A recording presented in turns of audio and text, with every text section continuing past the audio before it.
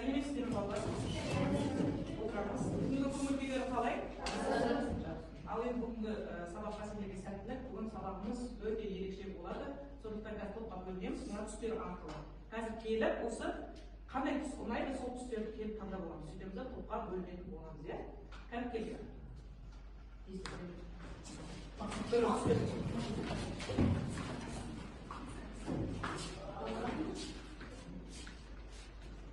Бірінші топ қызғылт сары, осы түске келеміз, иә? Екінші топ сары түс, үшінші күлгін. Кәдімгі осамыз. Кім қандай не алды, түстер алды, сол түстер бойынша тез-тез отырады.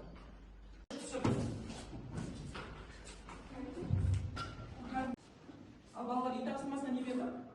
Рефлекс толғасы, иә? Қазір сол рефлекс толғасына кішкене өткен сабақты пысықтап жіберейік. Қазір бізде ойын арқылы сендерге сұрақтар берді. Келіп жауап береміз сұрақтарға. Белсенді болайық балалар. Қазір бірінші сұрақ дайын боламыз. Кім жауап береді екен? Көрейік рефлекс. Дұрыс. Келесі сұрақ. Дайындаламыз келесі сұраққа.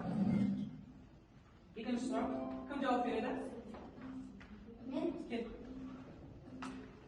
Жеке импульстардың жол қайсысы? Рефлекс толғасы көрейік. Дұрыс, өте дұрыс бәрекелді. Келесі сұрақ. Үшінші сұраққа. Кім жауап береді? Бірінші орыннан. Алияна. Рефлекске жауап ретінде бұлшықет жиырылады. Көрейік, бұлшықет жиырылады. Дұрыс, өте дұрыс. Келесі сұрақ. Бірінші сұрақ кім жауап береді? Ең қарапайым рефлекс кім? Кел Айша. Оқышы, тез-тез. Көрейік тізе рефлексі. Дұрыс, өте бәрекелді. Келесі сұрақ дайындаламыз. Келесі сұраққа Нұрсұлтан шықшы. Кел. Ыстықтан қолды тартып алу.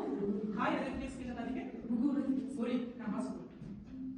Бас үстен тағы бас. Тыныш. Өте дұрыс. Енді балалар, қазір әркім өзінің орында отырып, өзін-өзі бағалау парағын таратамыз. Ол бағалау парағына жазып отырамыз. Яғни тапсырмасына жауап берген балаларға әр дұрыс жауапқа бір балдан қоясыңдар, иә? Мына жерде тапсырмалар бойынша балалар берілген. Сол балалармен өздерін қойып артында соны қорытынды шығарамыз бал бойынша. Қазір қарап жүреді балалар. Тапсырмасын жауап бердік, тағы да қорытындылап жіберейік тапсырмасын, иә? Енді рефлекс дегеніміз не екен сонымен? Рефлекс дегеніміз дененің сыртқа деген тез байланысы. Жауап беру реакциясы, иә? Мысалға ол немен байланысты? Ол мимен байланысты. Рефлекс қанша алған еді? Кәдімгі қол көтереміз. Беріп, қандай? Шартты және шартсыз. Шартты кім айтып береді? Шартты. Шартты дегеніміз ол туа пайда болған ба? Жоқ. Или жүре пайда болған? Жүре пайда болған. Ал жүре пайда болғанға не жатады жәнеке? Жүре пайда болған дейді. Біреуге қарап үйренген зат болса, немесе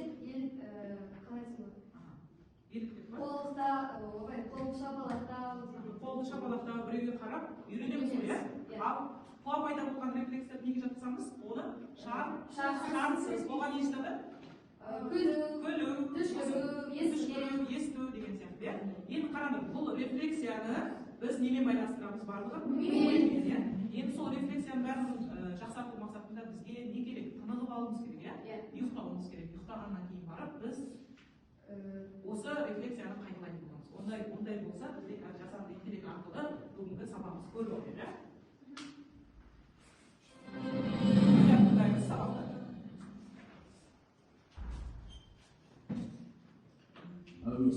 Бала кезімізде біз ұйықтауға асықпаймыз. Ал есейген сайын бос уақытымызды ұйқыға жұмсауға тырысамыз. Бірақ сіз ұйқының тек біздің көңіл-күйімізге әсер етіп қана қоймайсыз, білдіңіз бе?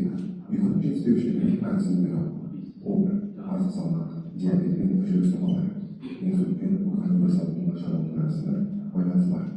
Сіз бәлкім тәулігіне 8 сағат ұсынылған көрсеткіш деп ойлайтын шығарсыз. Сонда оның жетіспеушілігі қанша сағат жүріп болады? 5, әлде 4 сағат. Сіз 7 сағатта келіп барына жетіспеушілік деп саналатындығын естігенде таңдануыңыз мүмкін. Егер сіз үнемі тәулігіне 7 немесе одан аз уақыт ұйықтасаңыз, онда сіз ұйқысыздыққа душар болған халықтың бір бөлігі болып есептелесіз. Бұның барлығы өзгеруі керек. біріншіден сіздер ұйқысыздық жеті сағаттан асып тұрғанда көзін ашмай және олардың семіздікке шалдығу қаупі жоғары. Екіншіден ұйқы психикалық адамға тартады. Ұйқының созылмалы жетіспеушілігі депрессия мен мазасыздыққа әкелуі мүмкін. Үшіншіден жүрек ауруларынан қорғайды. Ал төртіншіден фертильділікті арттырады. Сондықтан достарыңыз. Бала бүгінгі сабағымыз тақырыбы сонымен адам ағзасы үшін ұйқының маңызы және биологиялық тетімділік екен. Бүгінгі біздің сабақтың тақырыбы. Дәптерімізді ашамыз, бүгінгі тақырыпты жазамыз. Дәптерімізді ашыңдар. Енді осы сабаққа мақсат қояйықшы. Қандай мақсат қоямыз? Бүгінгі сабақтың мақсатына бізде ағзаның осы тіршілік әрекеттерін қалпына келтіру үшін тынығуының, ұйқының маңызы туралы біз бүгін түсінік қалыптастырамыз. Толықтай ұйқыны не істейтін боламыз? Зерттейтін боламыз, білетін боламыз. Енді келесі бізде тапсырма 3 топта бөлінді ғой жаңа. Бірінші топ, екінші топ, үшінші топ. Енді бірінші топтың сұрақтарына беремін. Алдарында мынадай плакат беріледі. Осы плакатқа постер қорғаймыз, топпен. Оның өзінің бағалаулары бар. Бірінші топқа сұрақтар ұйқының фазалары туралы, олар мысалға баяу және тез ұйқы туралы жазатын боламыз. Екінші топ, олар ұйқының ағзаға әсері. Алдарында плакат бар, соған жазамыз. Ол жерде иммунитет туралы, есте сақтау, көңіл-күйге байланысты. Ал үшінші топтың сұрақтары беріледі, оларға ұйқысыздықтың салдары туралы жазатын боламыз. Ал уақыт кетті, жылдамырақ тезірек орындап жазайық.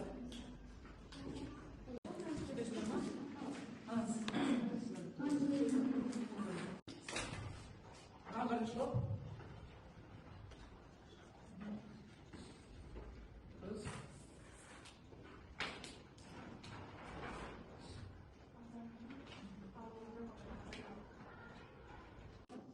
Бірінші топ дайынсыз ба? Қорғаймыз. Жұмыстарын қорғаңыздар. Сұрақтары қандай еді? Бірінші топтың сұрақтары ұйқы фазалары. Баяу және тез ұйқы. Баяу және тез ұйқыға не жатады? Терең ұйқыға жатады және ми талшықтары баяулайды. Жеңіл ұйқы жатады. Ми бөлшектері болады. Адам түс көреді.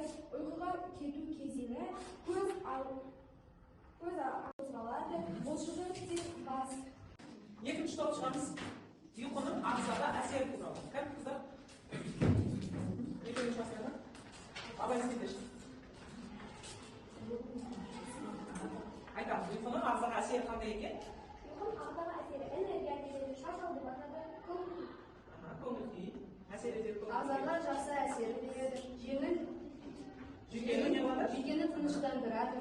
және кім? Абай? Ойлау қабілетін арттырады және ағзаны аурудан қорғайды. Күш береді, ұйқының ағзаға әсері өте көп екен. Отырамыз. Үшінші топ шығамыз. Тез шыңдар. Баба керек қой, сендер бау керек. Үшінші топтың сұрағы қандай еді? Тапсырмасы? Ұйқысыздықтың салдары. Қандай екен ұйқысыздықтың салдары? Салдары бірінші уайым, екінші есте сақтау қабілетін азаяды, шумен жары, шаршаумен, әлсіздік болады екен тағы. телефон құралдары және энергетика. Осының бәрі ұйқысыздық салдарына жатады. Отырамыз.